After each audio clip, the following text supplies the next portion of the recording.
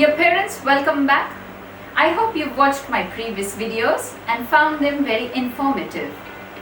Today, we will do a small activity or exercise to know today's topic. But before we begin with the activity, for the first timers, I am Dr. Wilma Francis Alfonso, a clinical psychologist. Dear parents, I request you to close your eyes for just a moment and imagine if you were to be born in a different country or in a different religion, how would you be? Same or different?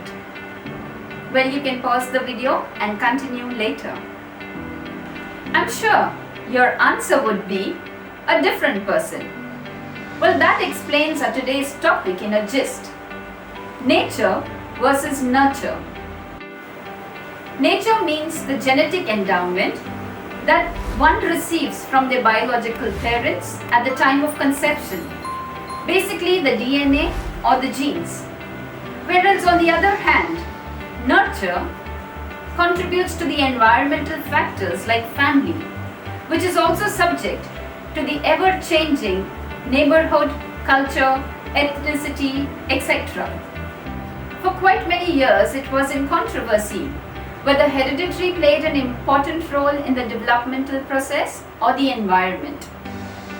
Several experiments have been conducted since the 18th century on identical twins as they have the same DNA. They were immediately after birth separated and brought up or reared in two different environments. And the results were that a lot of their personality traits were different, yet a few were similar. Psychologists today agree that development is shaped by the interaction of hereditary and environment. Well, the DNA and the environment are both provided to the kids by the parents. There is nothing much that we can do about the DNA. But yes, the environmental factor can definitely be worked on or improvised. Here are a few tips how you can provide a conducive environment for your child. Provide with the basics, the food, clothing and shelter. Food and clothing will include healthy diet and hygienic living style, which will eliminate the chances of falling sick. Shelter will include sufficient sunlight and ventilation. These two do play a very important role in a child's upbringing. Sufficient exposure to enhance the sensory development, that is sufficient stimulus to the five sense organs. Encourage family bonding. It's quite often said that a happy child is a happy adult, and it also provides a sense of belongingness. Minimize witnesses to domestic violence. Provide a wonderful schooling experience. Expose the child to a lot of outdoor games and physical activities. Make sure that the child has a wonderful social and healthy setup where the child interacts with his friends and neighbors.